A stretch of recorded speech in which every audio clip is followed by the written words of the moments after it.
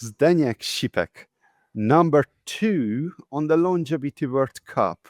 And you're here to tell us what your secret is. So, Zdenek, welcome to the show. What's your secret? What's my secret? Oh, maybe discipline and persistent work from day to day. That's the secret, I am afraid. Nothing really that special. And yeah, diligent work. That's it. Okay, that makes sense. That makes sense. So, first of all, I'm from the Czech Republic, from a small town of 24,000 called Chrudim in Pardubice region. It's like 100 kilometers to the east from Prague. Concerning my profession, I am a teacher at high school.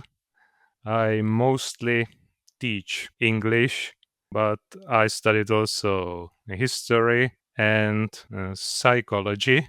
And concerning my longevity journey, I was a competitive tennis player, but only until the age of 13. And then I have to say my fitness severely slipped through while going through grammar school and later university. And I decided to do something about it as late as at the age of 28, when I did some research and found out about P90 and later P90X. So I started P90 because that's much easier, and I was quite out of shape, being somehow overweight. I went ahead with it like for 40, 50 days with zero equipment, using plastic water bottles for dumbbells and so on. And then I bought some equipment and switched to P90X. And that X meaning extreme.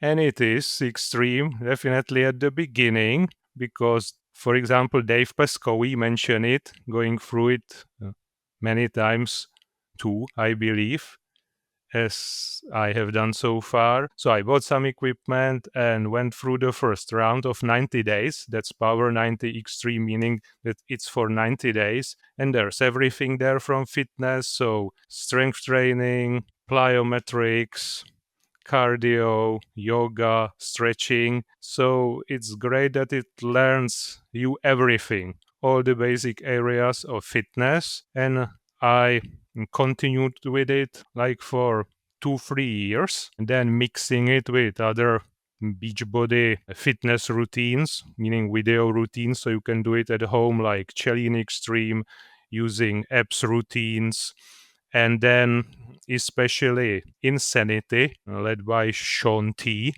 And that's very hit focused. And these are very, I would say, even perhaps grueling hit sessions. So there is a warm up, then some basic 2-3 hit rounds, and then the main workout. And that's in some cases for 30 minutes of more or less non-stop hit sessions with like a minute or two gaps between them. So it's not your typical Norwegian 4x4.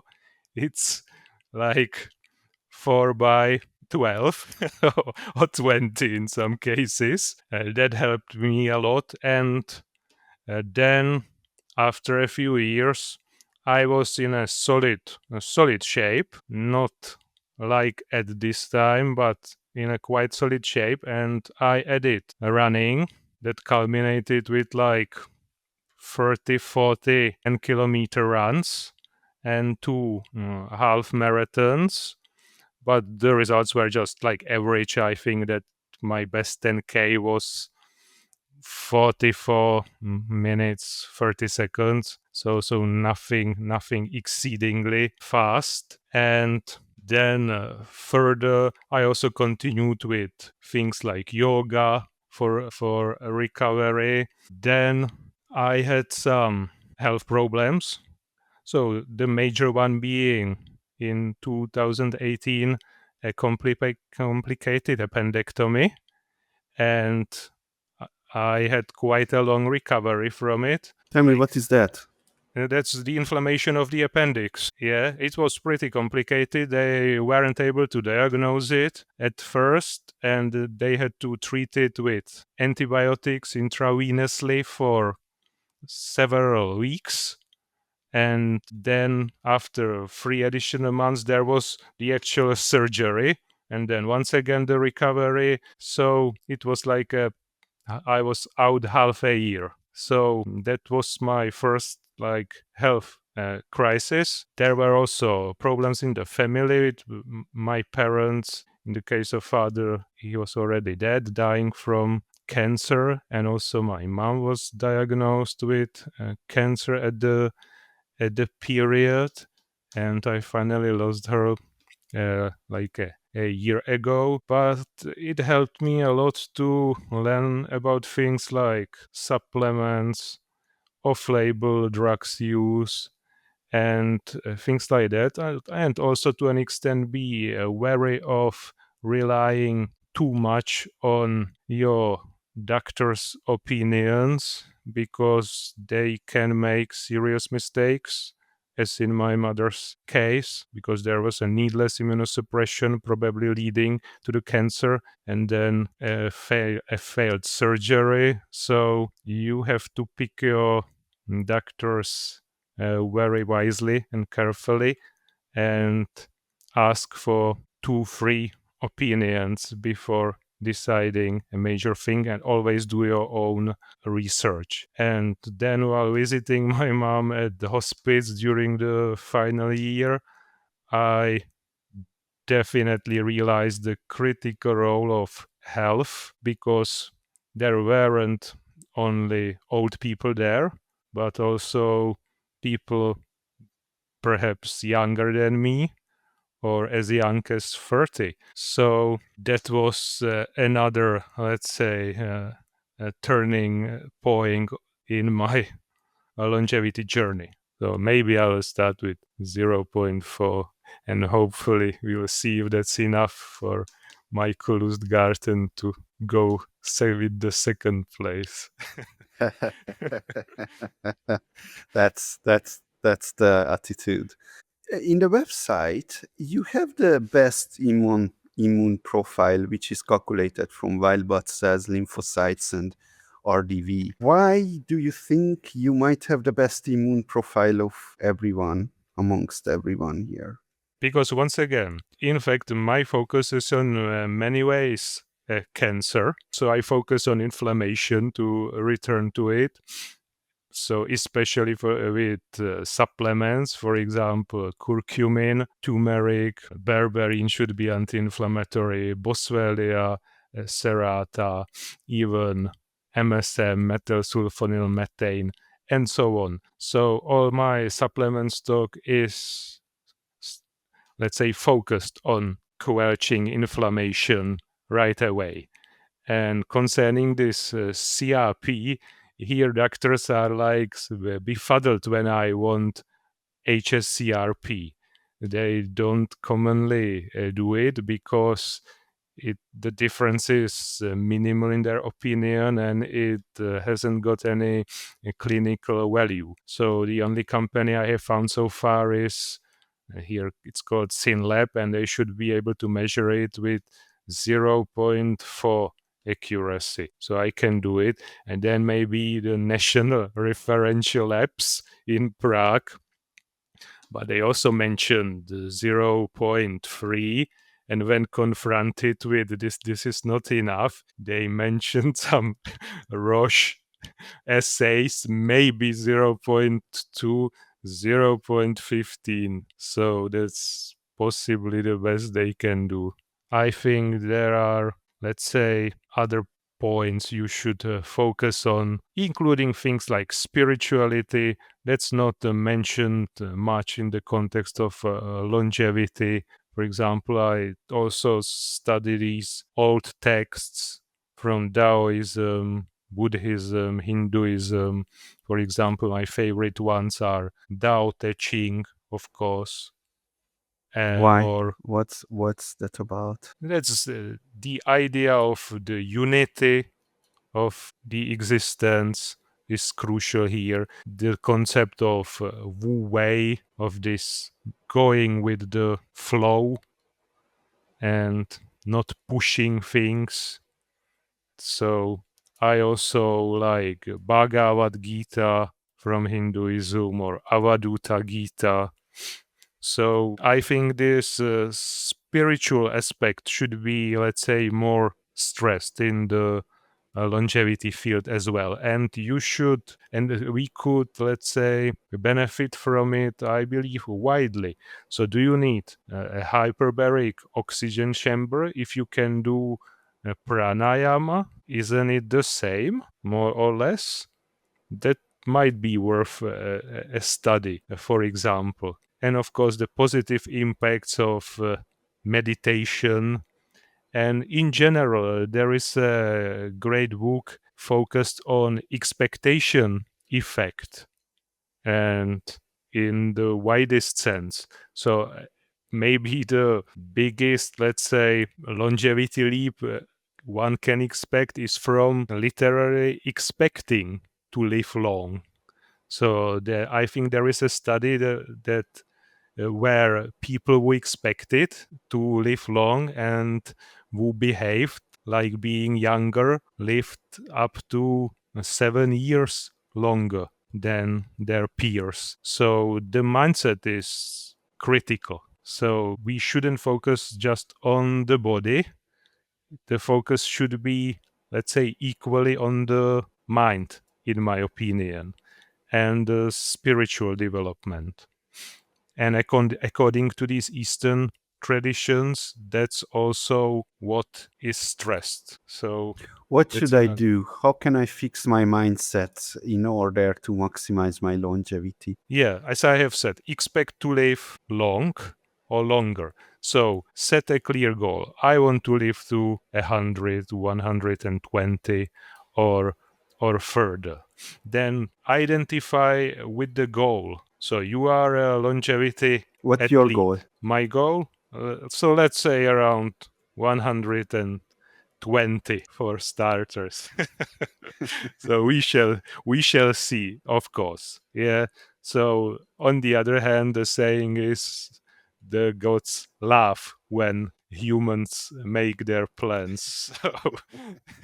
So be aware of that. Let's have a plan, but be aware of that. And let's say also there is memento mori in Stoic philosophy. So that's another thing. So you should identify as a longevity athlete and set your goals, make your protocol, and go for it, no matter what. So no matter the weather or your feelings in the morning. So that's my plan here. That's a perfect place to end this conversation, but I'm not going to end this because I still have one more question for you. What's one thing that you strongly believe to be the case, but very few people agree with you on?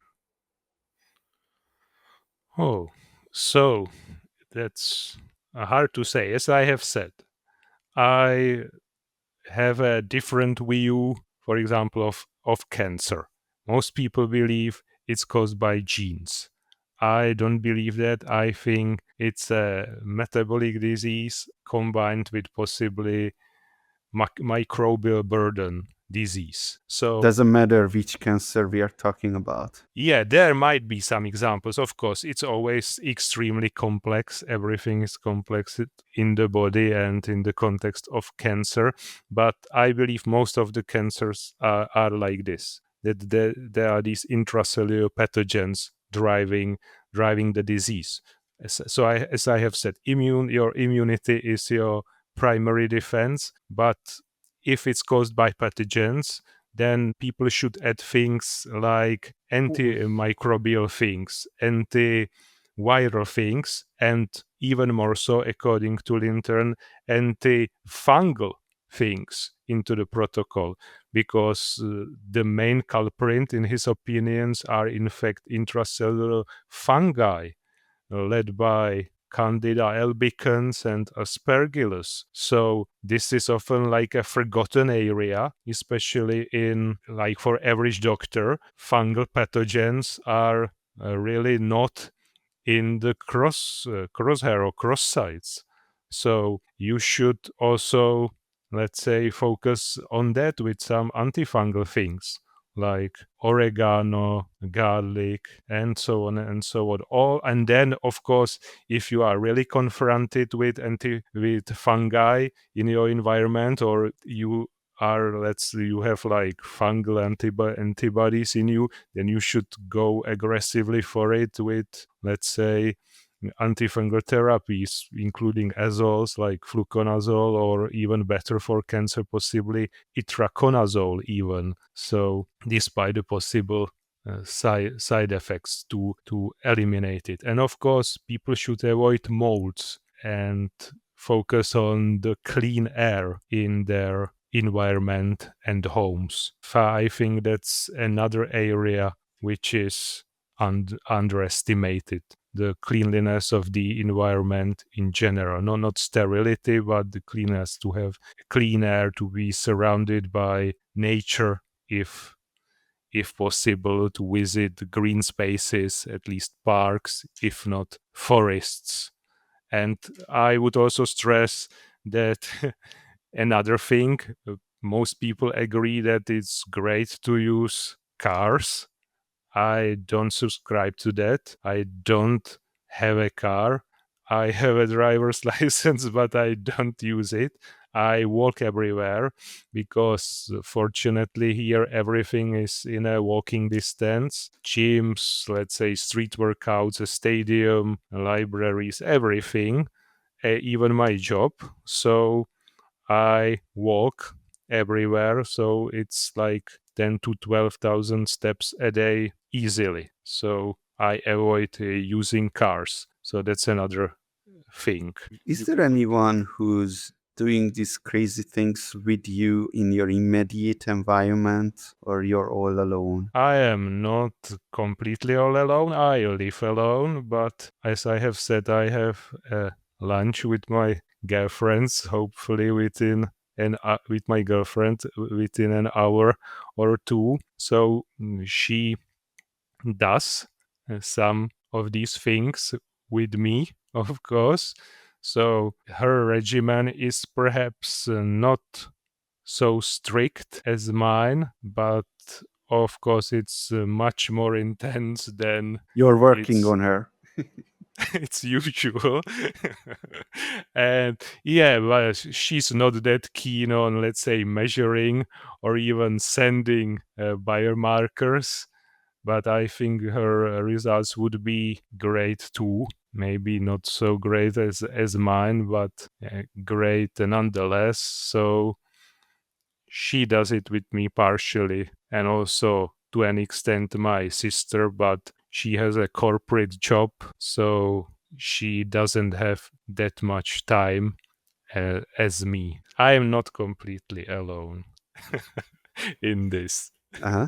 You know, my girl gave control over her supplement supply, so every week now I'm putting the supplements in her specs. So I'm going to my evil place that I'm going to escalate it to so many things that eventually she's going to be chugging supplements like no tomorrow. Boiling a frog. Okay. All right. Well, that was amazing. Thank you very much for coming to this conversation. Thank you very much. You are most welcome. And Where can people find out about you? so I have a Substack page called Zdenek Sipek Substack. So they can find my complete protocol there. I've made an English version so they can check it out. So that's the main source of information about me. So Zdenek Sipek Substack. So hopefully nothing complicated to find. Perfect. Thank you very much.